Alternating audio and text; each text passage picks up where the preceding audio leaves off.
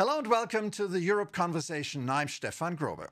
His country only became a member of the European Union in 2004, but has one of the oldest histories of human civilization in the world. He's one of only 4 heads of state in the European Council. He will assume the rotating EU presidency next January, and he is my guest today. The president of Cyprus, Níkos Christodoulídis. Welcome to the program. Thank you so much for coming. Good morning, Stefan. Thank you very much for the invitation. It's a great pleasure to be here. I mentioned Cyprus's history of 9,000 years. Now, you are a historian. You worked at the University of Cyprus. I wonder, how can Cypriots and Europeans at large benefit from a historian as a president? You know, history, as you know very well, repeats itself. So knowing the history, and not only the history of your country, but the history of your region, the European history, the world history, helps you in a way how you approach today's challenges and how you tackle the challenges that we have ahead of us. So I think history is very important to be known, and taking under consideration what happened is a great benefit in order to face today's challenges. So as of January, you have another task on your plate when Cyprus will take over the EU presidency from Denmark. I guess many of the problems will remain, but what can we expect here in Brussels? Will there be a Cypriot way of doing business, of conducting diplomacy? For sure, we're going to have a Cypriot touch in the way European Union approaches, the issues that we have in front of us. We have 2 major priorities. The first one is how to tangibly enhance the strategic autonomy of the European Union. And when I say strategic autonomy, I don't mean just defense and security. I will explain in a little bit. And the second one is to bring the European Union closer to our region, to Middle East, to the greater Middle East. You know, Cyprus is a member state of the European Union, as you very correctly mentioned, since 2004. But at the same time, we are part of the Middle East. We are half an hour flight away from Lebanon, 40 minutes from Israel, 50 minutes from Egypt, 50 minutes from Jordan, half an hour from Syria, and so on. So I'm going to our first priority, which is to enhance the European Union strategic autonomy. As a European Union, we are, and we used to be more in the past, dependent on our security from the United States. As a European Union, we were dependent on energy from Russia. As a European Union, we are dependent on our raw materials from China. So how can we be strategically autonomous and play a leading role, the role that our citizens are expecting from us to play as a European Union, if we are dependent in 3 other countries? For example, MFF, one of the most important files of the European Union. The Danish presidency is doing an excellent job, and we're going to continue from the Danish presidency. For us, it's not just the budget of the European Union for the next 7 years. The multi-annual financial framework is the most important political tool to show to our people where we want the European Union to be in the next 7 years. So the multi-annual financial framework, of course, should reflect the traditional, if I may say, files of the European Union, cohesion policy, common agricultural policy, etc., but at the same time should reflect the priorities of the European Union today. Let me throw some keywords in here. You mentioned security. I mentioned Ukraine. You think you're going to see the end of the war in Ukraine during your presidency? To be fully honest with you, I don't see this coming. I don't see the end of the war in Ukraine coming. But as a European Union, we should continue our clear position towards the illegal Russian invasion and occupation in Ukraine. We need to support Ukraine. We need to continue supporting Ukraine. And within this context, I will let you know that I'm planning on December 4, ahead of our presidency, to visit Kiev, to visit Ukraine, to show that even Cyprus is coming from the Middle East. We are not part of the, let's say, Eastern Europe. Ukraine will continue to be our priority. Another hot topic all across Europe is immigration. The numbers of illegal immigrants are going down, yet it is still in the mind of very many Europeans the number one issue. What has Europe learned over the past years, and is the path that Europe charted the right one? Numbers today are much better, as you very correctly mentioned.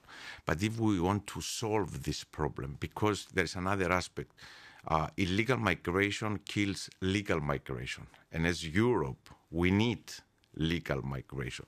But in order to really face the problem of migration, we need to concentrate as a European Union, and that's what we're planning to do as a presidency, to face the root causes of migration.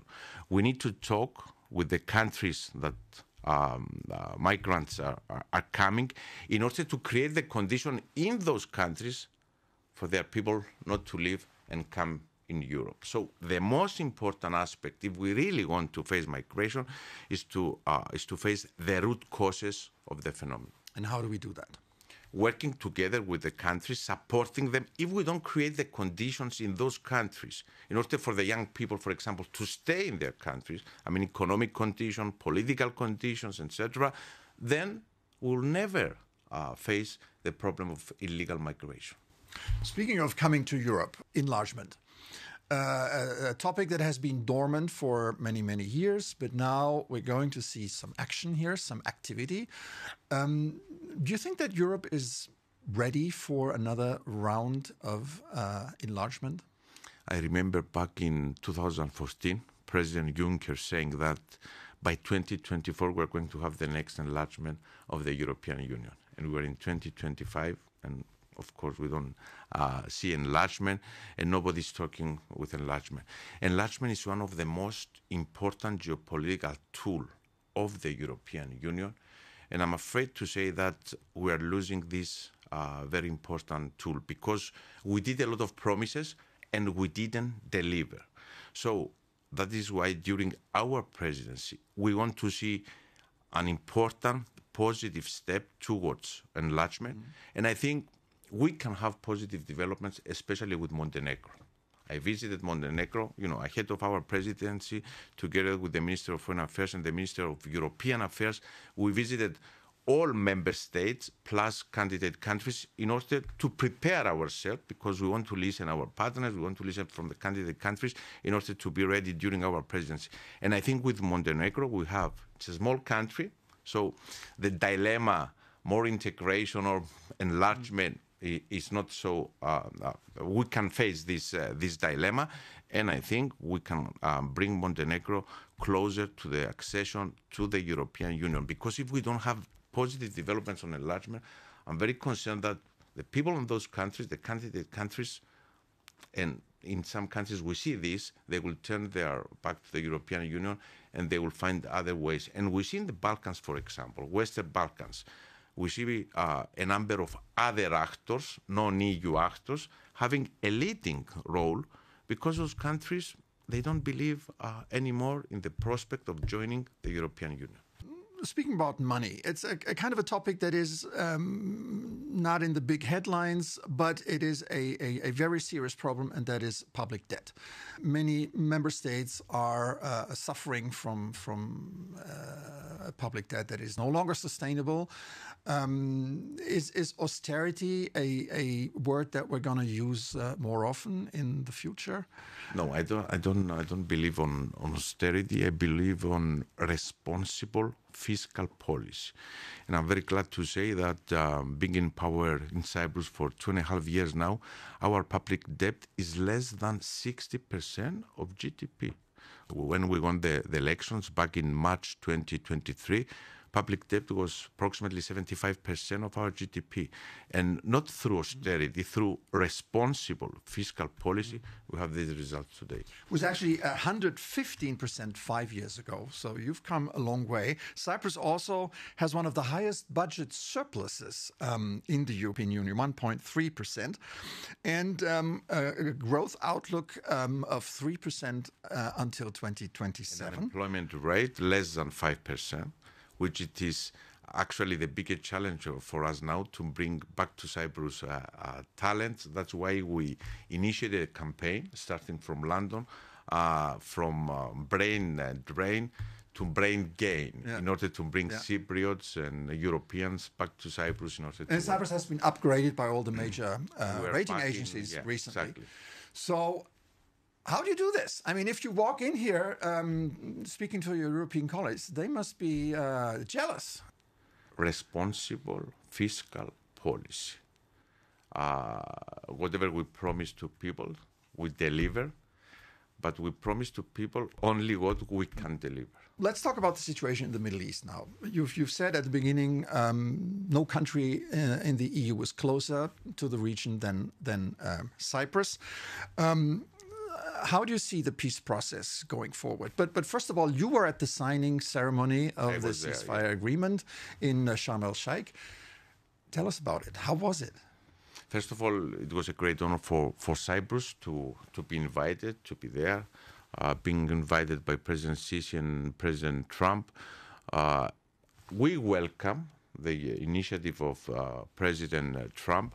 I don't underestimate the challenges that we have ahead of us, but we need to work with all partners in the region in order to implement the plan of President Trump.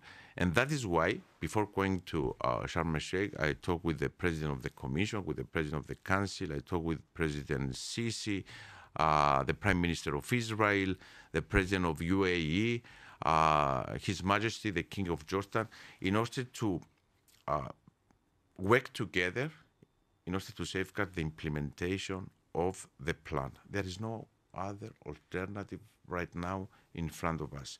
And that is why, working especially with the Commission, Cyprus presented a very specific plan in order to help to the implementation of the 20-point Gaza peace plan of President Trump. And allow me, our plan, based also on our excellent relations with all stakeholders. We have excellent relations with Israel. We have excellent relations with all Arab partners in the region, excellent relations with the United States, being member state of the European Union, being member of the state of the region. We prepared this plan, which is touches on the humanitarian aid delivery.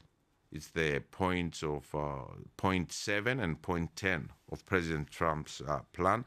Secure goods and dual-use screening, the points 13 and 15 of President Trump plan. Third point, rubble removal and reconstruction enablement, the points of point 2, 10 and 14 of President Trump's plan.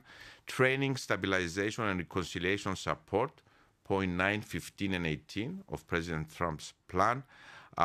Contribution to the International Stabilization Force, point 15 of President Trump's plan. And the 6-point contribution to the Economic Development Plan, which is point 10 of President Trump's plan. So we put forward these very specific ideas, building, as I told you, on our excellent relations with all stakeholders, building on our previous initiative. You know, Cyprus presented back in October 23 in Paris, following the terrorist attack of Gaza, an idea for a humanitarian maritime corridor from Cyprus to Gaza, and we did it. We deliver with the support of our partners, the European Union, the United States, UK, UAE, and we are ready at this stage as the representative of the European Union in the region to deliver once again.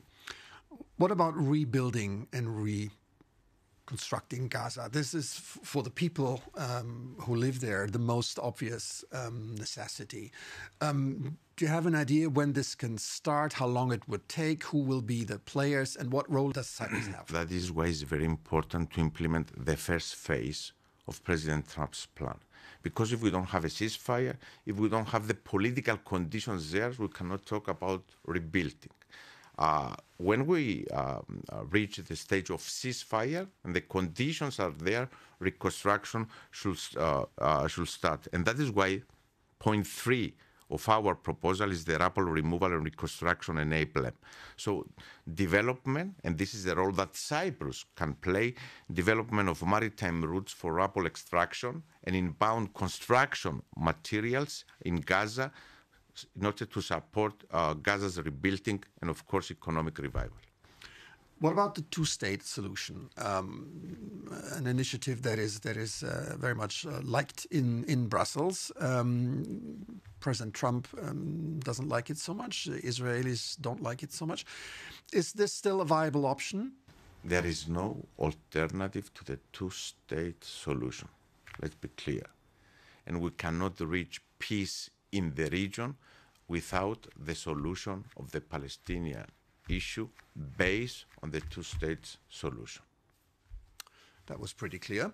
Speaking of a two-state solution, that is something that Turkish President Erdogan has mentioned when he was in New York, speaking about the Cyprus dispute. And he said, with the same clarity, he said there is no other solution. What do you respond? What I mentioned is a two-state solution for the Palestinian issue. This is what the UN Security Council resolutions are talking about. In the case of Cyprus, the Security Council resolutions, the international community, the European Union, everybody is clear. The solution of the Cyprus problem should be based on bizonal, bicommunal federation. And it's only Mr. Erdogan that is promoting this unacceptable idea for a two-state solution, that there is no way even to discuss such a possibility in Cyprus. I hope I was so clear as I was before with the issue, with the Palestinian issue. So a few days ago in the northern part of Cyprus, a very pro-European candidate won in a landslide, Tufan Erhüman. How do you assess this outcome? Does it give you hope? Could this be a potential game changer? Indeed, last week we have a voting procedures in the occupied areas of Cyprus for the leadership for the Turkish Cypriot leadership, and Mr. Tufan, the leader who during the election campaign was saying that he's against two-state solution, he's against what President Erdogan was saying in the UN General Assembly, was elected. I believe that this is a positive development, but we want to see at the table of the negotiations. What is important is during the resumption of the talks, and I'm ready to resume negotiations even next week, what is going to be presented by the Turkish Cypriot and the Turkish side. So if the new leader of the Turkish Cypriot community comes to the negotiating table and talk clearly about bizonal, bicommunal federation, then I think the road is open for the solution of the Cyprus problem based on the UN Security Council resolution. So you would be ready to sit down with him? I'm ready to sit with him next week. You have written, I think, 2 books about the Cyprus conflict, and being a historian and looking at things in large perspectives. What is the perspective for Cyprus of being united? You know what people feel on the island on both sides. What is your sense? Look, the current status quo cannot be the solution of the Cyprus problem. The solution of the Cyprus problem, to reunite our country, is the only option ahead of us. And from my side, I will do whatever is necessary in order first to resume negotiations and then solve the Cyprus problem. There is no frozen conflict. You see what happened in Gaza. Everybody was under the impression that we have a frozen conflict there. And since October, we see the developments and the tragedy in Gaza. So if we want to reach the full potential of our country, both Greek Cypriots and Turkish Cypriots, we need to reunite our country. Reunite our country, member state of the European Union. And being a member of the European Union is the best guarantee for the future of our country. All right. Níkos Christodoulídis, President of Cyprus. Thank you, sir, for a great Europe conversation. Thank you very much.